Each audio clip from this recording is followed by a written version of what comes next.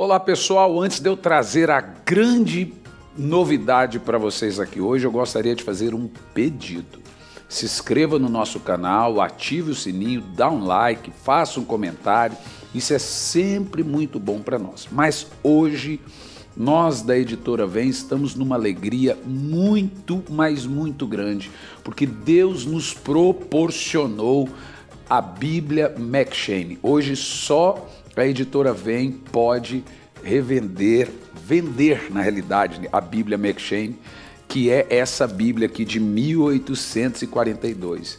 É a Bíblia diária, leitura diária de devocional M'Cheyne. Olha quem indica essa Bíblia. John Stott diz: sou muito grato ao Dr. Martyn Lloyd-Jones por me indicar o método de leitura M'Cheyne. D.A. Carson escreveu um livro por amor a Deus, especialmente para incentivar o método de leitura M'Cheyne. E Charles Spurgeon, Charles Finney, o reverendo Hernandes Dias Lopes diz: tenho grande alegria em recomendar a Bíblia M'Cheyne, faço isso com entusiasmo e profunda expectativa.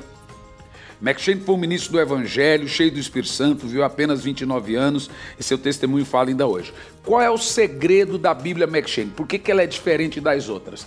Porque essa é a Bíblia dos avivalistas. A época dos avivalistas, todos eles usavam o método de leitura M'Cheyne. E essa Bíblia agora é da Editora Vem. Vou te dar um exemplo das diferenças. Essa Bíblia, você lê ela a partir do dia. Então vamos lá. Vamos começar aqui. 1º de janeiro. 1º de janeiro, ela tem 2 sistemas de leitura. Está escrito aqui. 1º de janeiro é leitura familiar. Gênesis 1, 1º de janeiro. Mateus 1. Aí vem, depois da leitura familiar, vem a leitura pessoal. Esdras 1 e Atos 1, né? Na leitura pessoal. Aí 2 de janeiro, leitura familiar. Gênesis 2, Mateus 2, Esdras 2.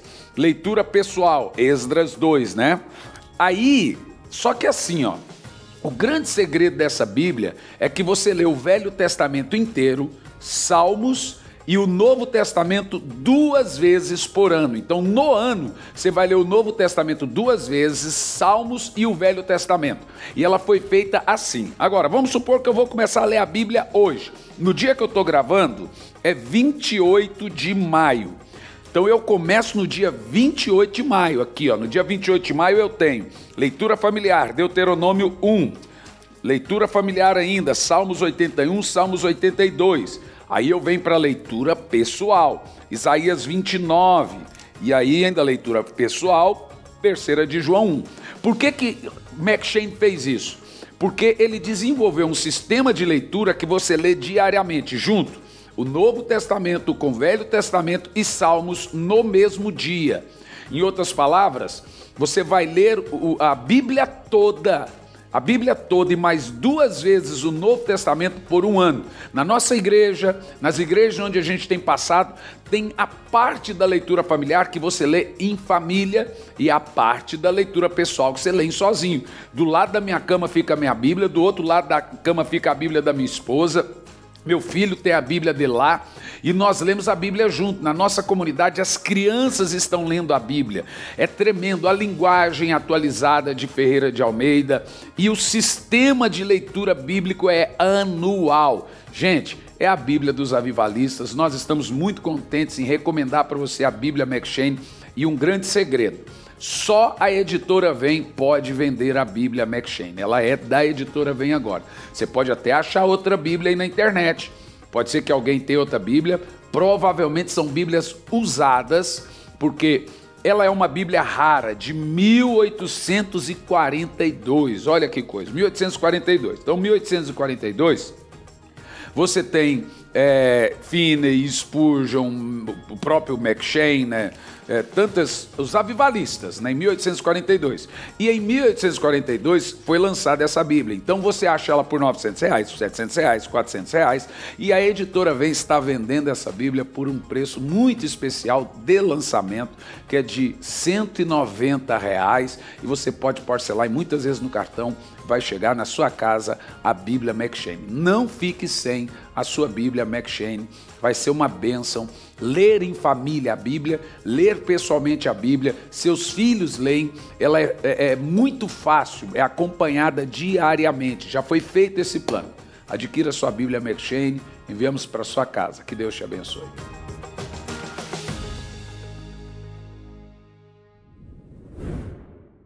Bom, vamos ler. Apocalipse capítulo 3, versículo 10, a geração do arrebatamento. Diz assim: porque deste atenção à minha exortação, quanto a suportar os sofrimentos com paciência, eu igualmente te livrarei, presta atenção no termo, presta atenção, da tribulação que virá sobre o mundo todo, para pôr à prova os que habitam sobre a face da terra. Senhor, fale conosco, que não seja eu quem fale, mas que seja o teu Espírito Santo, falando aos nossos corações, nos ensine, nos instrua, fale conosco, Pai. É o que nós te pedimos, em nome de Jesus. Amém. E graças a Deus. Meus queridos irmãos, eu creio que estamos há algumas décadas, ou até mesmo alguns períodos do arrebatamento da igreja.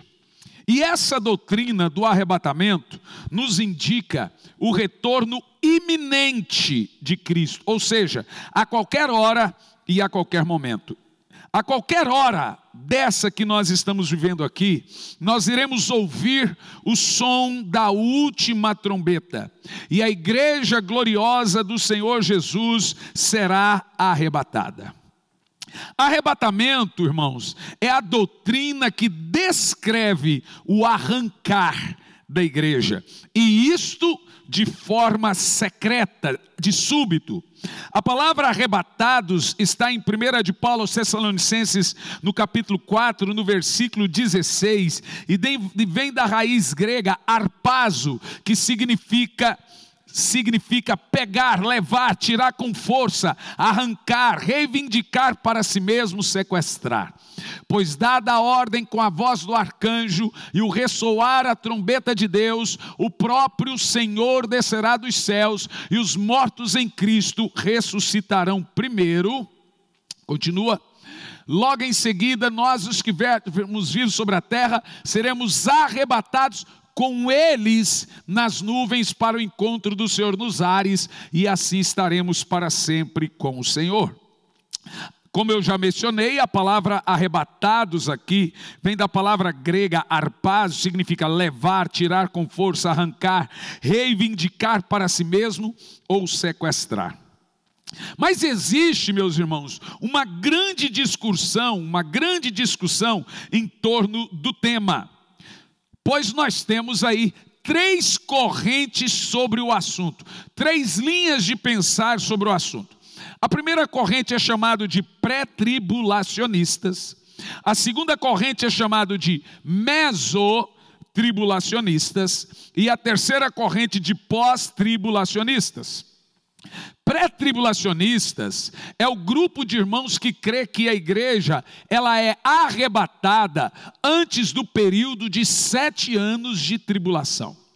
Meso vem da palavra meio, é o grupo de irmãos que crê que a igreja é arrebatada depois de 3 anos e meio da tribulação. A tribulação é 7 anos, depois de 3 anos e meio a igreja é arrebatada. Os pós-tribulacionistas creem que a igreja passa por toda a tribulação, ela sofre os revés do anticristo e então só aí ela é arrebatada.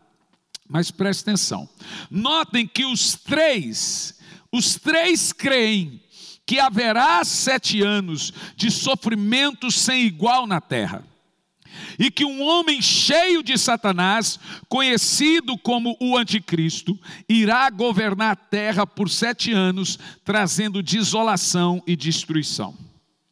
E a terça parte da população da terra irá morrer. E que por 5 meses a morte será tirada, e os homens buscarão a morte e não conseguirão morrer, pois a morte fugirá deles. Nós também encontramos que demônios que estão sendo presos serão soltos para atormentar os homens por 5 meses. Também encontramos que durante esse período 2 testemunhas de Deus descerá em Tel Aviv, no caso em Israel, para pregar a palavra. Temos fome, guerras, terremotos, pestes diversas, cataclismos, muita dor, sofrimento virão sobre a face da terra.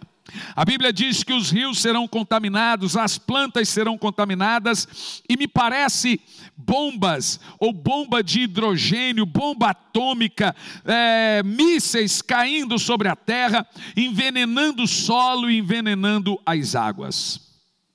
Esse duro período irá durar, de acordo com as Escrituras, por 7 anos e terminará com o retorno visível de Jesus sobre a face da terra. E por que Jesus volta? Para livrar Israel da aniquilação total, pois o mundo irá culpar Israel pelos flagelos da terra, como já está acontecendo. Em Londres teve uma passeata essa semana de árabes, e também em Nova York, e houve espancamentos de judeus. Olha que coisa terrível. Mas aí surge a pergunta: e a igreja do Senhor, a noiva do Cordeiro, no caso a gente? A linha pré-tribulacionista crê que hoje existem 3 povos na terra, e são eles: igreja, Israel e mundo. Em outras palavras, a igreja não é o Israel, Israel não é o mundo, e nem a igreja é o mundo. O mundo é todo aquele que não conhece a Jesus e também não é Israel. A igreja é todo aquele que conhece Jesus, que se arrependeu, se converteu, não é Israel e não é mundo. E Israel é a nação de Israel, que tem suas próprias promessas, que tem sua própria visão e etc. Nós cremos que existem promessas que são somente para Israel, cremos que existem promessas que são somente para a igreja, e cremos que existem promessas que são somente para o mundo. No entanto, nós cremos que a linha pré-tribulacionista, ou seja, aqueles que creem que a igreja não passa pela tribulação, é a que mais faz sentido na Bíblia e a que mais encontra base na Bíblia. E é disso que eu vou falar hoje. A linha pré-tribulacionista crê que o Senhor Jesus irá arrebatar a igreja antes dos 7 anos da grande tribulação. Vejamos por que nós cremos dessa forma. Em primeiro lugar, por que cremos? Em primeiro lugar, a igreja, de acordo com a Bíblia, não é designada para a ira. 1 de Paulo aos Tessalonicenses, no capítulo 1, versos 9 e 10, diz assim: porque todos eles relatam que de maneira fomos recebidos por vós, de que maneira vos convertestes dos ídolos a Deus, para servirdes ao Deus vivo e verdadeiro. Texto de Paulo, verso 10, enquanto aguardamos do céu seu Filho, a quem ele ressuscitou dentre os mortos. Olha o resto do texto: Jesus, que nos livra da ira vindoura, que certamente nos livra da ira que virá sobre o mundo todo. Que coisa poderosa. Muitas pessoas pegam esse texto até aqui e eles tentam nos provar que essa ira aqui está falando da tribulação, que essa ira aqui está falando do juízo final, mas não é. A preposição que nós vemos aqui no texto, da, na palavra ira vindoura, é a palavra grega apo, e significa partir de um lugar para outro. Quando você vê essa preposição, Jesus que nos livra da ira, em outras palavras, é sair de um lugar para ir para outro lugar. Mas vamos ver mais alguns textos na Bíblia. 1 de Paulo aos Tessalonicenses, capítulo 5, versos de 1 ao 9. Caros irmãos, em relação aos tempos e épocas, não é necessário que eu vos escreva. E continua: pois vós mesmos estáis bem informados de que o dia do Senhor virá como ladrão da noite. Deixa congelado aqui, Pedro, para mim, por favor. O próprio termo ladrão da noite sugere que é uma volta em secreto, repentino. Se o ladrão dissesse quando viesse, o dono da casa ficaria à espreita. Mas o termo ladrão da noite já sugere justamente uma volta repentina, iminente e secreta. Continua o texto. Quando vos afirmarem paz e segurança, eis que virá repentina destruição e se precipitará sobre eles. Bom, eles quem? Eles lá do mundo, não está falando para nós. Assim como as dores de parto tomam uma mulher grávida e de forma alguma encontrarão escape. Olha bem, não está falando que nós não encontraremos escape. Está falando daqueles do versículo 2. Quer ver? Põe lá no verso 2, Pedro. Estais informados que o dia do Senhor vem como ladrão da noite. Verso 1. Quem são esses? Caros irmãos, relação e tempos, não é necessário que eu vos escreva. Agora volta o verso 3. Quem é que não vai encontrar escape? Diz assim, eles não encontrarão escape. Vamos ver quem? Verso 4. Revesti-se de Cristo e vigiai. Entretanto, vós, irmãos, eles não encontram escapes. Mas vós, irmãos, não estáis vivendo em trevas, para que esse dia, esse que vai pegar eles de surpresa, como se fosse um ladrão, vos ataque de surpresa. Em outras palavras, nós não seremos pegos como ladrão de noite. Eles não vão ter escape. E ele continua dizendo, porquanto vós todos são filhos da luz e filhos do dia, nós não somos da noite, muito menos das trevas. Assim, pois, não durmam como os demais, mas estejam alerta e sejam sóbrios, pois os que dormem, adormecem de noite, os que embriagam é de noite que se embebedam. Nós, no entanto, veja que o apóstolo Paulo está fazendo aqui um paralelo entre nós e eles. Eles quem? Os que não conhecem Jesus. Esses que não encontrarão escape. E ele diz, nós do dia sejamos sóbrios, revestindo-os da armadura da fé e do amor, tendo o capacete da esperança da salvação.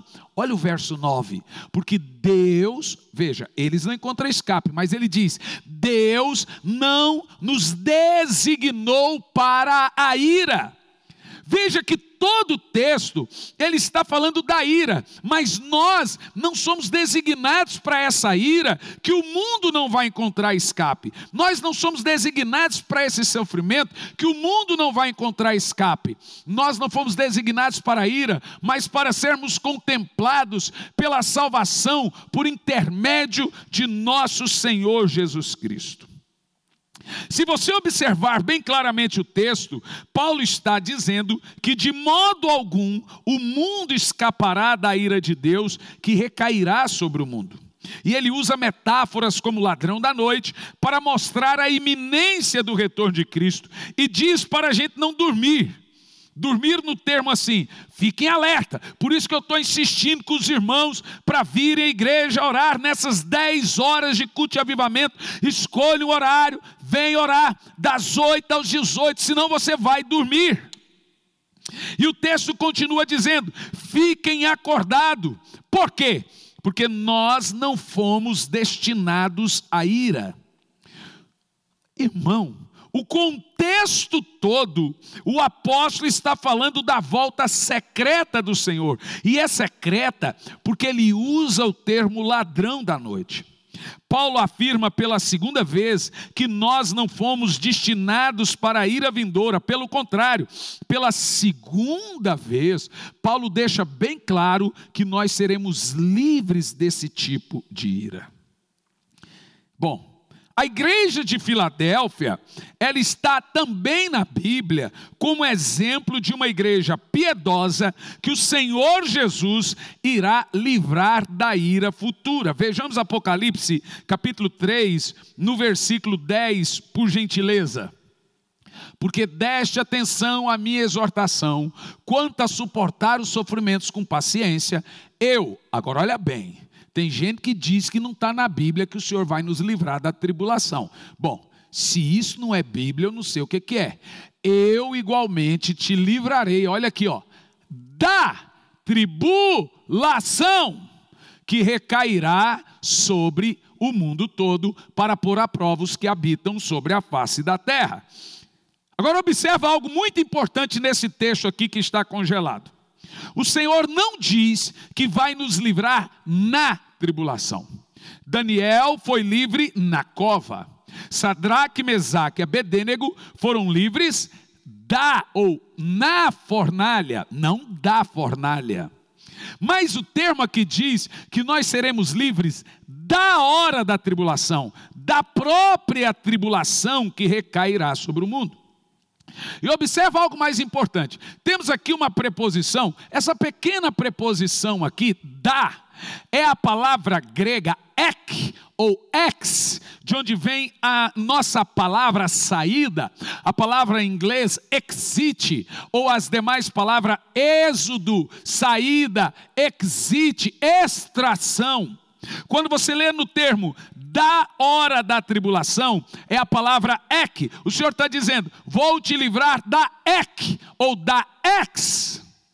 Isso significa tirar do lugar, providenciar um êxodo, providenciar uma saída, uma extração, arrancar. Todas essas palavras de saídas, extrações, vêm dessa palavra grega ek ou ex. Em outras palavras, tudo indica retirar-se de um lugar para outro. Deus mais uma vez nos promete tirar do exato momento, da exata hora da tribulação durante os 7 anos. O Senhor está nos prometendo uma saída. Ele não irá nos livrar na tribulação, como algumas pessoas sugerem. Ele vai nos livrar da tribulação, assim como ele tirou o povo do Egito no Êxodo, como ele tirou os demais, Ló, de Sodoma e Gomorra, ele vai tirar também a sua igreja, aleluia. Bom, temos também alguns exemplos do arrebatamento na Bíblia, entre eles, os dias de Ló. Os dias de Ló é comparado pelo Senhor Jesus como exemplo da sua vinda. Vejamos em Gênesis 19, versículo 22, o que aconteceu com Ló. Depressa, refugia-te lá, porque nada posso fazer enquanto não tiverdes chegado lá. É por esse motivo que se deu o nome da cidade de Zoar, cidade refúgio. Note que o Senhor diz, saiam e vão para Zoar. Enquanto você não chegar em Zoar, não podemos destruir Sodoma e Gomorra. Um outro exemplo são os dias de Noé. Enquanto Noé não entrou na arca, não veio o dilúvio. Um outro exemplo é o próprio arrebatamento de Elias. Assim como Elias foi levado ao céu por anjos, nós seremos também levados ao céu. Veja comigo agora, Isaías 26, no versículo 20, diz um texto assim, ó. Eia, povo meu, entra nos teus aposentos, esconda-te por um pouco de tempo. Olhe bem, até que a ira do justo, quem é o justo aqui? Jesus é o justo, até que a ira do justo tenha sido satisfeita. Bom, Apocalipse capítulo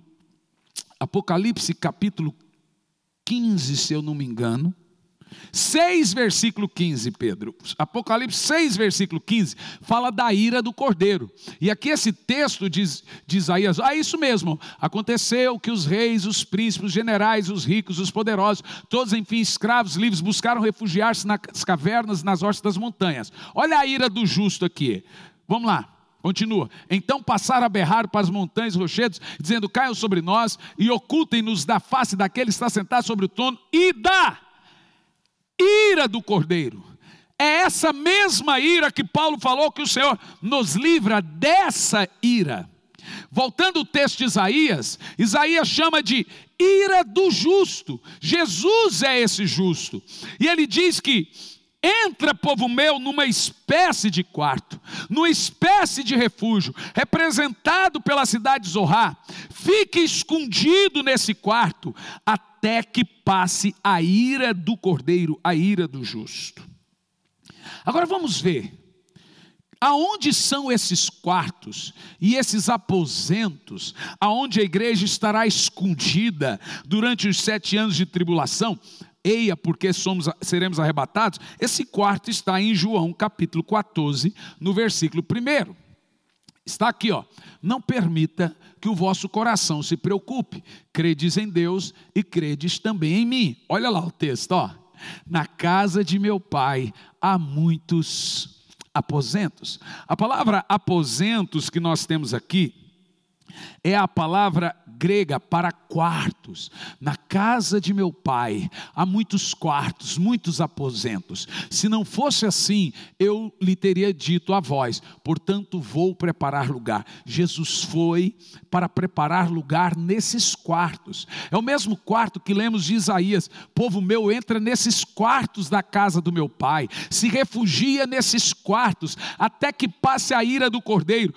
Os 7 anos de tribulação é a ira do justo, é a ira do Cordeiro, como lemos em Apocalipse 6,15. E é essa ira que o apóstolo Paulo diz que a igreja não foi destinada para essa ira. A igreja não vai sofrer e passar por essa ira.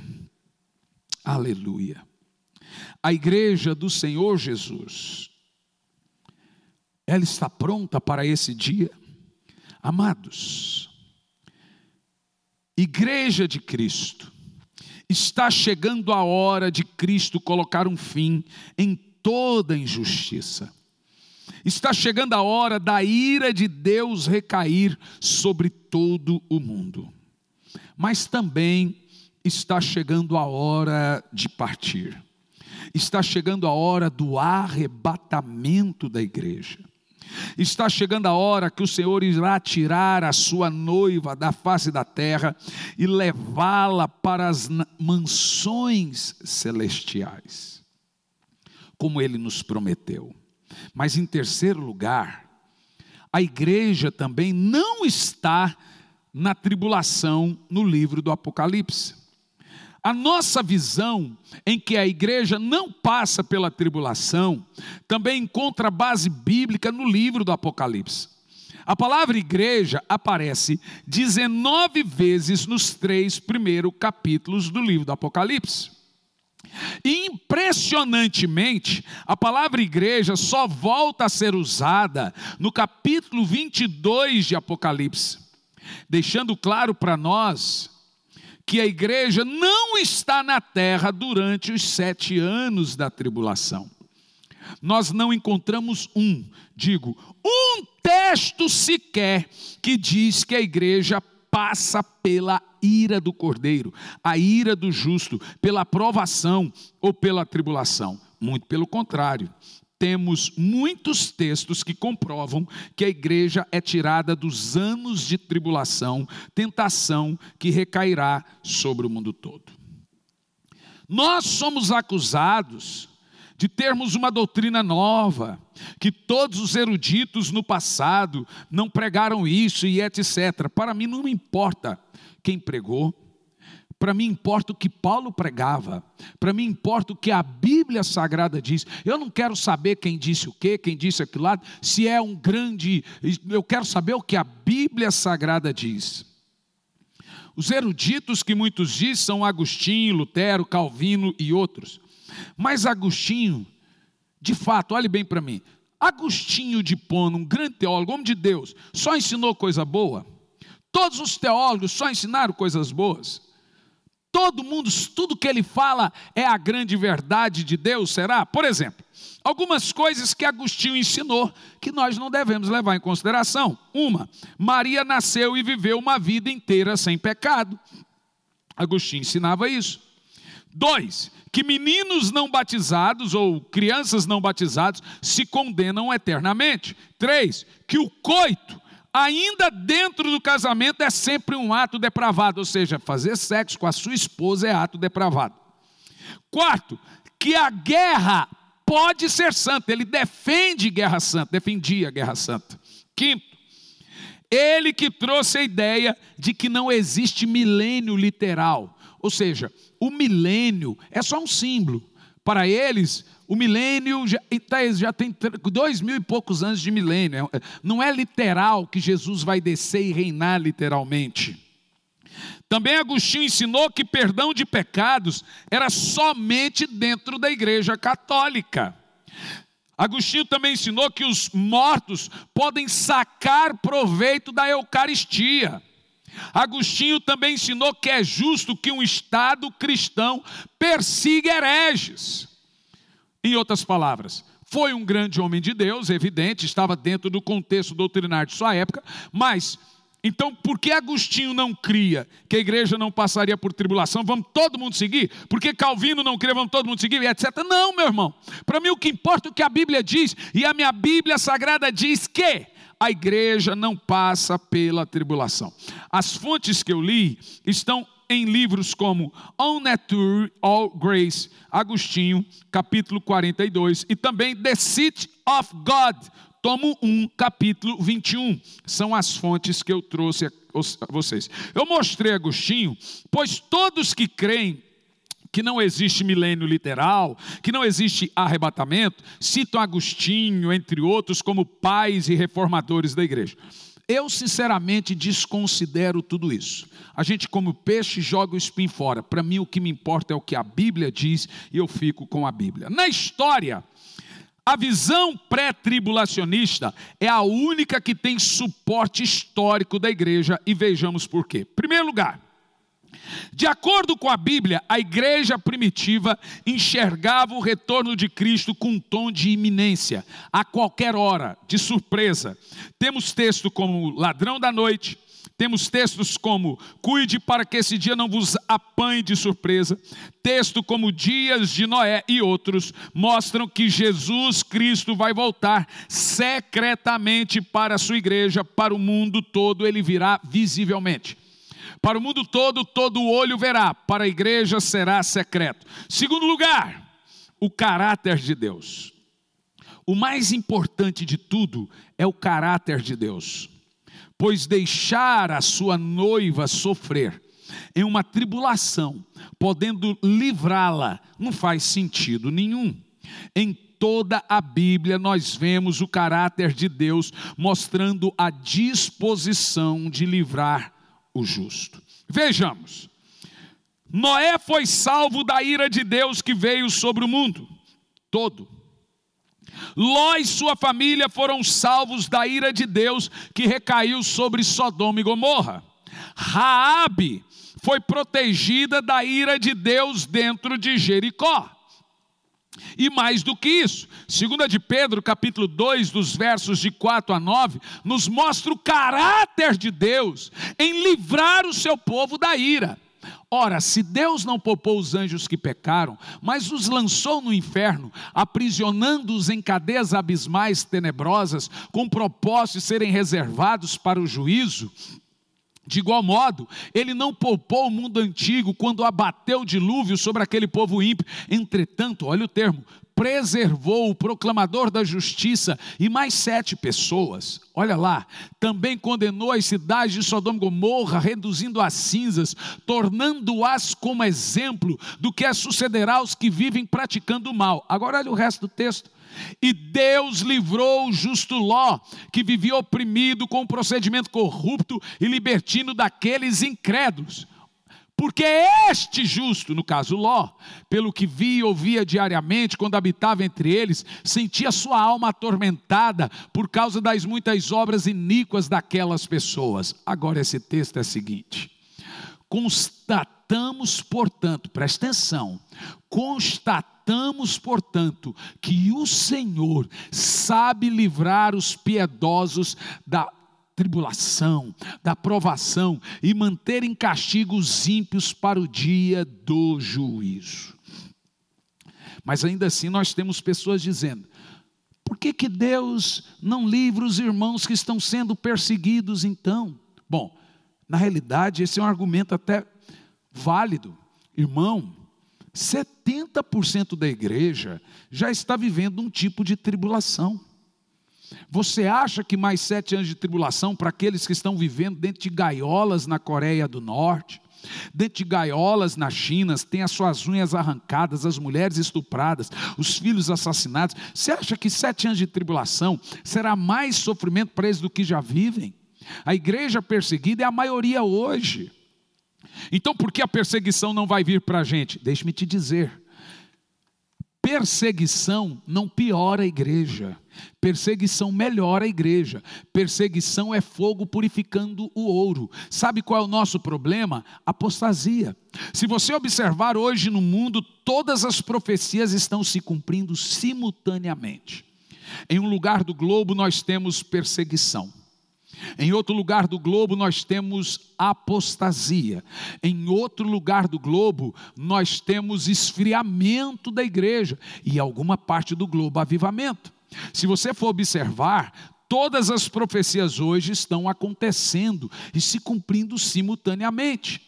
Eu vou te dizer, nós estamos vivendo um esfriamento, uma apostasia, e como eu tenho pregado insistentemente, só um avivamento pode livrar esse povo da fase, da parte do mundo que está vivendo esfriamento e apostasia. Só um avivamento pode livrar esse povo da condenação.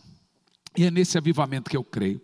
Mas em contrapartida, seja honesto comigo, você acha realmente que precisa vir 7 anos de tribulação para poder salvar a igreja, senão ela não vai ser salva?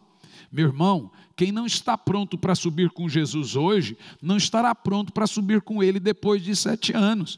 Quem não está pronto para subir com Jesus hoje, orando e se santificando, não estará pronto para aguentar 7 anos de tribulação. Mesmo porque a Bíblia diz que quase ninguém será salvo, os dias serão abreviados, a morte será tirada. Então, o que vem a mim diante de todos esses fatos é que nós cremos que estamos há pouco tempo do arrebatamento da igreja.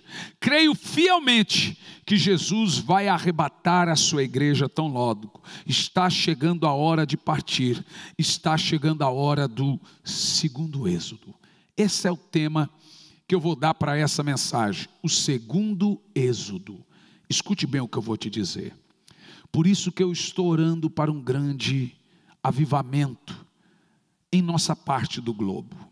Porque a igreja está fria, está inerte, está numa letargia espiritual.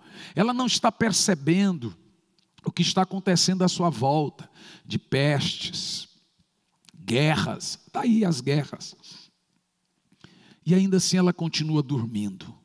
Por isso que eu estou clamando, irmão, o crente que não estiver de oração, leitura da Bíblia diária e de oração diária, ele não ficará de pé nesses tempos. Ele não vai resistir à pressão total do diabo, da mídia, do pecado e etc, etc, etc. Eu gostaria de orar com você. Mas acima de tudo, você que está me assistindo pelos nossos canais da igreja, você que está nos vendo, se você está afastado de Jesus, volte-se para Ele. Espera voltar aos cultos presenciais, nos procure, volte para a igreja.